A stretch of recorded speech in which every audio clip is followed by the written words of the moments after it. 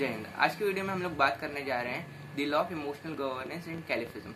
आज एक नए स्कूल ऑफ थॉट के बारे में हम लोग बात करेंगे कि किस तरीके से मैं एक 15 साल के बच्चे ने एक दुनिया का यंगेस्ट वर्ल्ड रिकॉर्ड बनाने वाला हूँ कि किस तरीके से मैं ख्वाजा फजल हसन खान के नाम से एक वर्ल्ड रिकॉर्ड बनाना चाहता हूँ। और ये वीडियो नॉर्मल वीडियोस की तरह मेरी नहीं होगी। ये वीडियो खुसूसन मैंने WRI वर्ल्ड रिकॉर्ड इंडिया के लिए बनाई है, जिसमें बताया कि किस तरीके से the law of emotional governance and Califism के नाम से एक नया स्कूल ऑफ थॉट मैंने इन्वेंट किया है मेरे 2 मेंटर्स के बदौलत। और उसके साथ में मैं आपको आज बताऊंगा 7 लॉज जो Califism the law of emotional governance में काम करने वाले हैं। उसी के साथ में डिस्क्रिप्शन में नीचे मैंने दे रखी है लिंक, इसकी हम मेरी 250 पेजेस की पूरी रिसर्च बुक और एक रिसर्च थीसिस है, उसकी नीचे मैंने दे रखी है लिंक। उसकी हेल्प से अगर आप देखोगे तो उसमें सीधा सीधा मैंने बताया कि किस तरीके से ये पूरा लॉ ऑफ इमोशनल गवर्नेंस काम करता है। इसकी हेल्प से अगर आप इसको पढ़ोगे तो आपको समझ में आ जाएगा कि ये जो है मेरी थीसिस क्या है। अब शुरुआत करते हैं मेरे 7 लॉज के बारे में। जो पहला लॉ है, if you believe you exist the system of human systems exist. अब इसमें क्या है कि अगर आप देखोगे तो आपको समझ में आएगा कि किस तरीके से ये जो 7 लॉज हैं, ये इसका पहला लॉ ये बिलीफ के ऊपर है। ये बिलीफ अगर लोग करेंगे, किसके ऊपर करेंगे? ह्यूमन सिस्टम के ऊपर करेंगे। फॉर एग्जांपल समझ लो इस देश के 150 करोड़ लोग साथ में बोल रहे हैं कि हम इस देश को नहीं मानते, इस डेमोक्रेसी को नहीं मानते, इस इंडिया को नहीं मानते, हम नहीं जानते कौन है। तो क्या होगा? इसकी वजह से पूरा देश का इकोनॉमिक सिस्टम, इस पूरे देश की आर्मी सब डिस्टर्ब हो जाएगी। पूरे देश की आर्मी बोल दे कि हम नहीं मानते कि इंडिया कुछ है, तो पूरे इंडिया का डिफेंस सिस्टम डिस्टर्ब हो जाएगा। ये पूरे जो इंडिया एक बार में डिक्टेटरशिप बन जाएगी, डेमोक्रेसी बचेगी नहीं। तो इस तरीके से अगर लोग बिलीव करते हैं तो सिस्टम एग्जिस्ट करता है, अगर लोग बिलीव नहीं करेंगे तो सिस्टम एग्जिस्ट नहीं करेगा। ये इसका पहला लॉ है। अगर आप देखेंगे इसका सेकंड लॉ के बारे में, तो इसका जो सेकंड लॉ है वो सरप्लस इमोशन के ऊपर है। अब ये जैसे मैंने आपको बताया बिलीफ ये एक इमोशन है। अब उसी की तरह बहुत सारे इमोशंस होते हैं, अगर आप देखोगे तो ये इमोशंस की वजह से हम लोग जो हैं ये सबको कंट्रोल कर सकते हैं। तो जो सरप्लस इमोशन के नाम से मैंने बताया, जैसे एंगर हो गया और उसके साथ में ये एंगर हो गया और पैट्रियोटिज्म हो गया, देशभक्ति हो गई। तो इस तरीके से जो अलग अलग प्रकार के इमोशंस होते हैं इन्हें मैंने सरप्लस इमोशन के नाम से दिया। और दूसरा हम लोग का लॉ ये the law of surplus emotion. आगे चल के इनके ऊपर मैं और रिसर्च करके और थीसिस बनाऊंगा, कोशिश करूंगा इंशाल्लाह। अगर बन गई तो वेरी गुड। तीसरा लॉ इसका जो है, इसमें मैंने बताया कि अगर लोग बिलीव करेंगे इन सरप्लस इमोशन के ऊपर तो उसमें बनेंगे असली इमोशंस। तो ये इमोशंस क्या करेंगे? ये इमोशन असली देश को चलाने के काम आएंगे। यही है मेरा तीसरा लॉ। चौथा लॉ जो है वह the law of consciousness. The law of consciousness में मैंने क्या बताया, हर एक इंसान के अंदर तर्क करने की होती है ताकत, ये खुदा की तरफ से पहले दी गई होती है। तो ये हर एक इंसान के बेसिक नेचर के अंदर होती है कॉन्शियसनेस। तो कॉन्शियसनेस मतलब क्या? चेतना।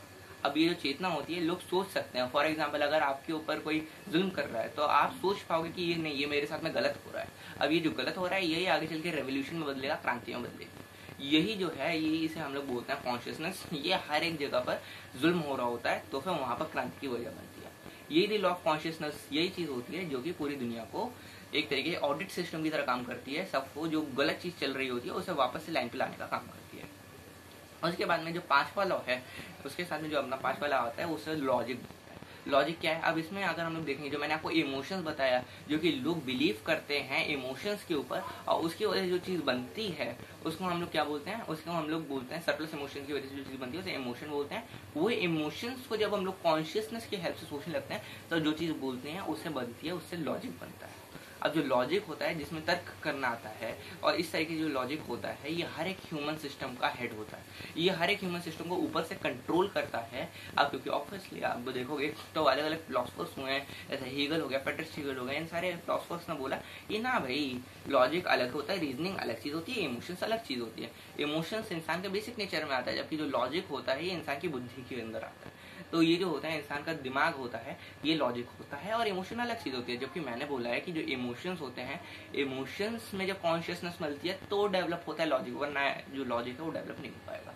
यही लॉजिक पूरे ह्यूमन सिस्टम को इन 7 लॉज की हेल्प से कंट्रोल करता है। तो यही है मेरा 5वां लॉ। और उसके साथ में मेरा जो आखिरी लॉ आता है, जो 7वां लॉ होगा, वो होगा हम लोग का the 7th and last law, जिसका नाम मैंने रखा है the laws of emotional governance का। जो 7वां लॉ है जिसमें मैंने बताया कि जो कॉन्शियसनेस होती है और जो इमोशंस होते हैं ये आपस में इन्वर्स होते हैं।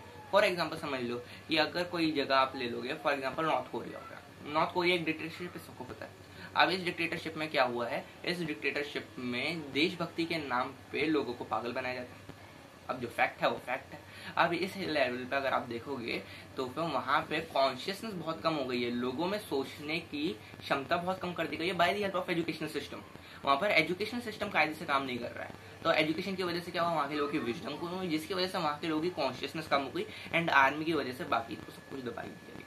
तो इस तरीके से वहाँ पर की कॉन्शियसनेस बहुत कम हो गई है, और वहाँ के जो इमोशंस है, सरप्लस इमोशन है, वहाँ पर लोगों का बिलीफ अपने आप एजुकेशन सिस्टम की वजह से ज्यादा बढ़ा दिया गया है, जिसकी वजह से ये जो रेशो है इमोशंस का और कॉन्शियसनेस का ये बिगड़ गया है। इसकी वजह से क्या हुआ है, यह पूरा का पूरा जो रेशियो है, ये जो इनवर्स का लॉ है वहां पर बिगड़ गया और उसकी वजह से पूरा देश बर्बाद हो गया। फॉर एग्जाम्पल उसके अलावा अगर हम लोग देखेंगे अमेरिका जैसे देश के बारे में, यूनाइटेड स्टेट्स ऑफ अमेरिका, वहां पर क्या हुआ है, कॉन्शियसनेस ज्यादा हो गई है और इमोशंस कम हो गए, जिसकी वजह से वहां पर एथिज्म थोड़ा ज्यादा हो गया है। ये वहाँ के लक्षण होते हैं कि एथिज्म ज्यादा हो जाता है, कैपिटलिज्म ज्यादा हो जाता है और लोगों में लिबर्टी ज्यादा दी जाती है, लिबरलिज्म वहां पर पैदा होता है। तो ये स्ट्रॉन्ग नेशंस की मतलब होती है, दलालत होती है, दलील होती है कि वहां पर क्या होता है, कॉन्शियसनेस ज्यादा हो जाती है और इमोशंस कम होते हैं। सोशलिज्म बीच में आता है, जहाँ पर ये दोनों का रूशो 19-20 का होता है। फॉर एग्जाम्पल अपना इंडिया, यहाँ पर क्या है, यहाँ पर देशभक्ति पेट्रियोटिज्म भी एक साथ चल रहा है, उसी के साथ में यहाँ पर कॉन्शियसनेस भी एक साथ चल रही है। इसकी वजह से ये पूरा जो रेशो है आपस में साथ साथ चल रहा है। तो यही यहाँ पर हम लोग की जो लॉ है, इसके बेसिक लॉज हैं हम लोग के, the law of emotional governance in human system of Califism, जो मेरा स्कूल ऑफ थॉट है, उसी के 7 लॉज है जो मैंने आपको अभी भी बताए हैं। और इसी के ऊपर पूरे 250 पेजेस की थीसिस लिखी है मैंने, जिसके 20 चैप्टर्स हैं, वो पूरा मैंने आपको डिस्क्रिप्शन में दिया गया। ये वीडियो जैसे मैंने आपको बताया खुलसन वर्ल्ड रिकॉर्ड इंडिया WRI के लिए रिकॉर्ड करी है, तो अगर आपको देखना हो ये पूरी थीसिस के लिए, क्योंकि आप प्रूफ मांग रहे थे ना, तो वो प्रूफ नीचे डिस्क्रिप्शन में गिवन है, पूरे 250 पेजेस की थीसिस की लिंक नीचे गिवन है, आप उसमें क्लिक करके देख सकते हो। थैंक यू, धन्यवाद, जय हिंद।